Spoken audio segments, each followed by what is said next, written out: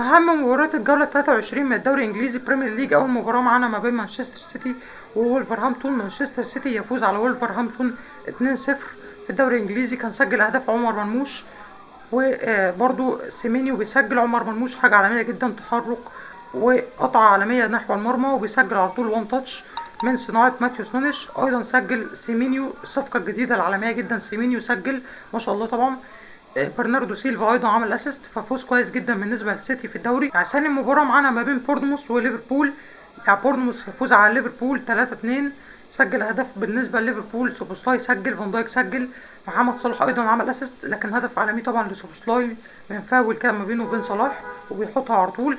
لكن امين عدلي بيسجل على طول في الدقيقه حاجه و90 القاضيه بالنسبه لليفربول لبورنموث عن طريق امين عدلي. يعني ليفربول هذا الموسم سيء جدا مع ارن سلوت، بيخسر كتير، اخر 5 مباريات كلها تعثرات بالنسبه لليفربول الدوري الانجليزي. والمباراه الاخيره معانا ما بين تشيلسي وكريستال بالاس. تشيلسي يفوز على كريستال بالاس 3-1.